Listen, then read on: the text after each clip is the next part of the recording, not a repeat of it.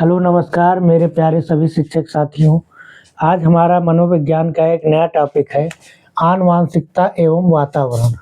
तो आनुवांशिकता के जो पिता हैं या जो जनक हैं वो ऑस्ट्रिया निवासी ग्रेगर जार मेंडल को कहा जाता है। इन्होंने वंशसूत्र या वंशानुक्रम का नियम दिया।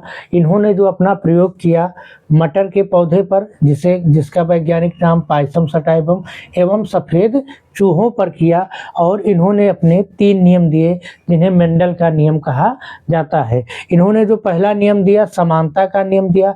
इन्होंने कहा कि समान जो होते हैं वो हमेशा समान को जन्म देते हैं। फिर दूसरा जो नियम दिया असमानता का नियम दिया। असमान जो होते हैं वो असमान को जन्म देते हैं। तथा प्रत्यागमन जो तीसरा नियम दिया वो दिया प्रत्यागमन का नियम। इन्होंने कहा कि कभी कभी क्या होता है कि पीढ़ी दर पीढ़ी का भी प्रभाव वंश पर पड़ता है जिसे प्रत्यागमन का नियम कहा गया। अब कुछ मनोवैज्ञानिकों के अनुसार वंशानुक्रम की परिभाषाएं दी गई। जो हमारी पहली परिभाषा है रुथ बेनेडिक्ट के अनुसार क्या कहा गया, माता पिता के गुणों का संतानों में वंशानुगत होना ही क्या है, वंशानुक्रम है। तो रुथ बेनेडिक्ट ने क्या कहा कि जो माता पिता के गुण हैं वही संतानों में पीढ़ी दर पीढ़ी जो आ जाता है वही क्या है, हमारा वंशानुक्रम है। फिर उसके बाद में अगले मनोवैज्ञानिक कौन थे, जेम्स ड्रेबर। तो जेम्स ड्रेबर ने क्या कहा कि माता पिता के मानसिक एवं शारीरिक गुणों का संतानों में वंशानुगत होना ही क्या है, वंशानुक्रम है।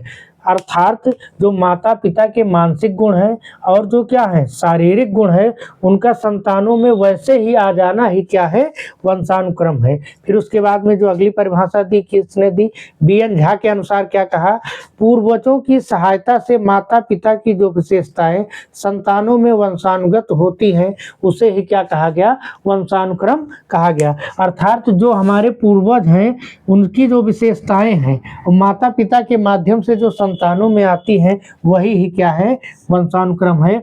अगली जो इम्पोर्टेंट परिभाषा है वुडवर्थ के अनुसार, वुडवर्थ ने क्या कहा कि जो बालक का विकास होता है आनुवांशिकता एवं वातावरण का योगफल ना होकर गुणनफल होता है। और इन्होंने एक सूत्र भी दिया जो विकास होता है आनुवांशिकता एवं वातावरण का क्या होता है, गुणनफल होता है। अब इसे हम एक उदाहरण से समझेंगे कि विकास के लिए आनुवांशिकता और वातावरण दोनों साथ साथ जिम्मेदार हैं। अर्थात केवल आनुवांशिकता से ही विकास नहीं हो सकता या केवल वातावरण ही इसके लिए जिम्मेदार नहीं है। अब मान लीजिए हमने धान का एक बढ़िया अच्छी जीन का पौधा ले आया। अब धान की खेती के लिए अच्छी बारिश होना जरूरी है।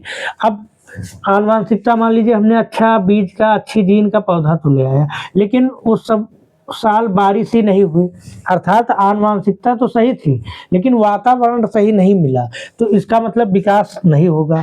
अब इसका अपोजिट अगर मान लीजिए हम दूसरी साल खेती की हमने, अब उसके बाद में धान का अच्छा जो बारिश अच्छी खासी हुई, ठीक ना, और उसके बाद में लेकिन जो धान का पौधा था वो अच्छी किस्म का नहीं था हमारे, तो ठीक है ना, वातावरण तो अच्छा था लेकिन उसकी आनुवांशिकता नहीं सही थी तो तब भी हमारा विकास नहीं होगा। फिर अगली जो परिभाषा वातावरण की दी गई रास के अनुसार, रास ने क्या कहा, वातावरण वह बाहरी शक्ति है जो हमें क्या करती है, प्रभावित करती है। उम्मीद करते हैं वीडियो आपको अच्छा लगा होगा। अगर अच्छा लगा है तो लाइक शेयर सब्सक्राइब कीजिए।